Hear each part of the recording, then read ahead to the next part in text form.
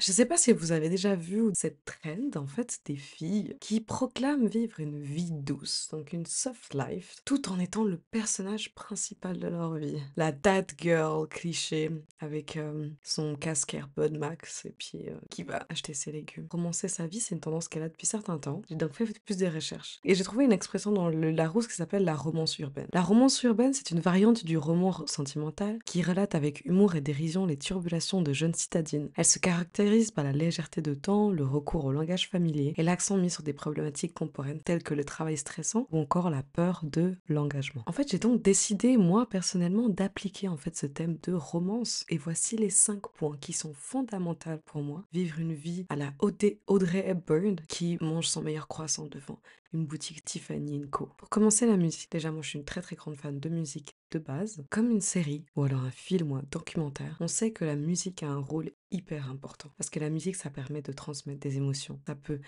permettre d'ajouter peut-être de l'excitation ou encore de la tristesse ou de l'amour ou de l'humour même à une situation. Moi, je suis quelqu'un, j'ai des playlists pour tout. Ok, non, vraiment, je vous jure que j'abuse. Mais quand je vous dis que je mets de la musique pour tout, c'est vraiment que je mets de la musique pour tout. Pour vous dire, j'ai une playlist qui s'appelle That Girl Morning Routine. Pour vous dire que moi, je suis vraiment le personnage cliché qui met un casque sur ses oreilles et qui se balade dans un parc en écoutant de la musique. Toute seule, comme ça. Dans des transports publics. Et même quand je travaille, j'ai besoin d'avoir mon meilleur Luffy qui tourne, sinon je peux rien faire. Je sais pas quel enfant vous êtes dans la famille, mais moi, par exemple, j'étais celle qui était toujours à l'arrière de la voiture avec des écouteurs tout le temps. À force de fonctionner comme ça, j'arrive à la rattacher à des personnes, j'arrive à la rattacher à des voyages et j'arrive à la rattacher à des souvenirs. The main character energy. Faut vous dire que vous êtes le personnage principal de votre histoire et que chaque individu en fait est le personnage principal de son histoire. Faut te dire que chaque personne voit la vie avec un certain filtre, avec une certaine loupe. Par exemple, moi en tant que fille assez, je vais dire romantique, old school et positive, moi je veux dire, je veux voir la vie de manière assez colorée, on va dire ça comme ça.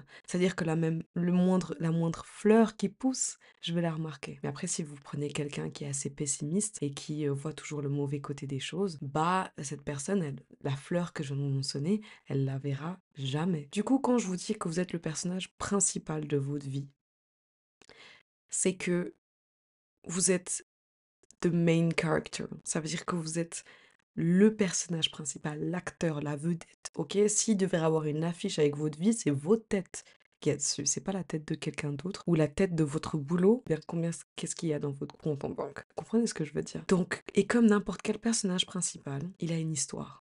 Ok, il a des aspirations, il a un but, il a un développement, il a des envies, des hauts, des bas, des réussites et des chutes. Pour moi, en tant que personnage principal, vous devez vraiment vous sentir comme dans une série. Prenez votre série préférée. Imaginez-vous que votre vie, c'est une extension de cette série. Moi, je suis une grande fan de Jane the Virgin. C'est ma comfort série. Hein? La situation, elle regarde Friends.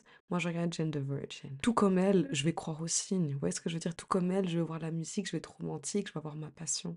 Ok? Ça veut dire qu'en fait, vous devez fonctionner comme, en fait, cette série, plus ou moins. J'ai pas une jumelle maléfique qui va venir de nulle part, je vous rassure, ok? Moi, ce que je vais faire pour me rapprocher, je vais aller faire du montage dans un Starbucks. Mais c'est tellement cheesy comme action, tellement cliché des séries américaines, ok? Faites en sorte que votre personnage principal gagne. Faites en sorte que votre personnage principal soit heureux dans ce qu'il fait. Désolé, mais on vote pas pour les personnages qui se plaignent de leur vie tout le temps et qui font pas avancer les choses. On va voter pour les personnages qui essayent, et même s'ils chutent et qu'ils continuent, ils vont continuer, jusqu'à ce qu'ils réussissent. C'est ce genre de personnage-là pour lequel le public vote. Ok?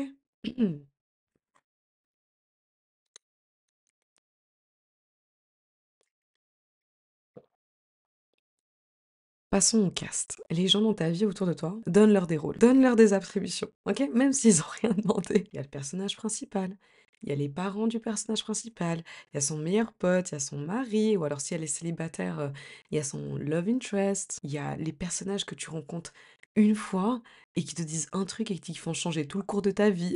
Et après, il y a aussi les personnages de second plan. Oui, parce que pas tout le monde mérite d'avoir la même importance dans ta vie, c'est normal. Vous allez vite vous rendre compte que, comme dans une série, un personnage peut arriver au bout du troisième épisode de la saison 4 et disparaître à la saison 5.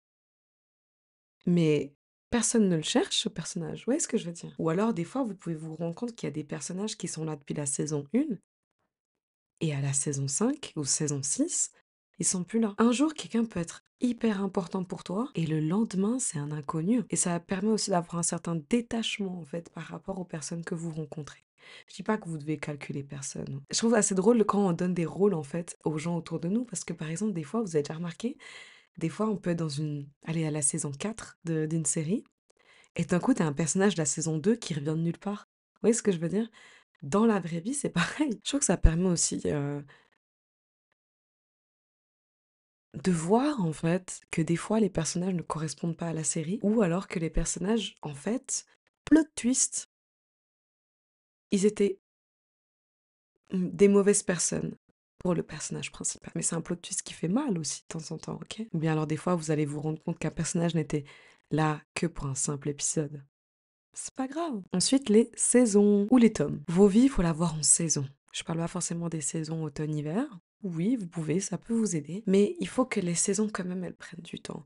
Une année, pour moi, je trouve que c'est une bonne calcul pour faire une saison, ok? Parce qu'en une année, je trouve que on a le temps d'avoir le début, le dénouement, vous voyez ce que je veux dire, et la réalisation et tout, et boum, on passe à la saison 2.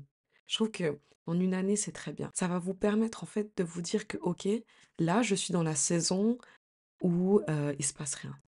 Là, je suis dans la saison où je dois beaucoup travailler. Là, je suis dans la saison de célibat. Là, je suis dans la saison de mariage ou des choses comme ça. Là, je suis dans la saison de dépression ou là, je suis dans la saison de recherche. Et comme des saisons, faut vous dire qu'elles commencent et qu'elles terminent. Et qu'on avance, on avance, on avance, on avance toujours un peu plus grâce aux saisons. Pensez pas que les saisons, elles vous stagnent à un endroit. Non, ça va vous permettre en fait de vous dire, ok, là je me sens pas très bien dans ma vie. Je sais pas, j'ai perdu mon job, j'ai dû me séparer de mon copain. Au lieu de vous dire que c'est la fin de votre vie et que vous allez rester toute votre vie comme ça, dites-vous plutôt, ok, là c'est la saison de ça. Après, d'un coup, t'as la saison de glow up, hein. D'un coup, t'as la saison de miracle. Des fois, t'as des saisons de bénédiction, comme t'as des saisons de tristesse. Ok? Dans certaines saisons, bon, il y a certains épisodes où tu vas perdre quelqu'un de cher. Vous voyez ce que je veux dire? Quand vraiment vous vous dites, ok, non, mais là, on passe dans une nouvelle série Netflix. Enfin, pas une nouvelle, mais ok, là, on passe dans autre chose. Là, vous pouvez vous dire, ok, c'est un tome. Je change de tome. À chaque moment que vous changez de tome, pour moi, c'est un glow-up dans votre vie. C'est quelque chose d'important. Écris Netflix en commentaire si t'es là depuis la saison 1 de ma chaîne YouTube. On arrive au bout de mon café, comme on arrive au bout de mes idées. Mon dernier point est plutôt un espèce de rappel. Parce que mon dernier point, c'est quoi? Mon dernier point, c'est se rappeler qu'on est le réalisateur de notre vie. Ok? On est son propre réalisateur, on est son propre directeur. D'ailleurs, on a aussi le propre écrivain en passant, mais ça, voilà, ça c'est détail. Tout ce tips-là, en fait, c'est un rappel à toutes celles d'entre vous qui vivent leur life comme si elles étaient uniquement le spectateur de leur life. Ça m'attriste. Et ça, il y en a beaucoup, beaucoup, beaucoup, beaucoup. C'est vous qui décidez de la fin du film. C'est vous qui décidez de qu'est-ce que le personnage y fait. C'est vous qui décidez de la suite des événements. C'est vous qui décidez le dénouement, la nouvelle aventure du personnage principal. Ok? Pour toutes celles d'entre vous, en fait, qui vivent comme si elles étaient des spectatrices de leur vie. Pour celles qui se laissent dicter leur vie. Ok? Encore pire, celles qui se laissent dicter leur vie par des figurants. Parce qu'il y a encore une fois, si tu te fais discret par tes parents, ok, mais par des figurants, vraiment, Becky, vraiment. Vous pouvez pas contrôler le comportement des autres personnages dans votre vie, hein, et puis comme je l'ai mentionné dans ma vidéo sur le lâcher-prise, vous devez pas, en fait, contrôler le comportement d'autrui, l'audace. Donc, ok, vous n'avez pas ce contrôle sur autrui, mais sachez que vous avez quand même le contrôle sur votre propre vie à vous. Et pour moi, c'est ce contrôle que vous devez apprendre et que vous devez avoir. Vivez pour vous et romancez vos vies. Ok? Tu peux te balader sur ma chaîne pour trouver d'autres vidéos un peu qui peuvent te plaire. Et moi, je te retrouve dans une de ces vidéos-là. Ok? Bye!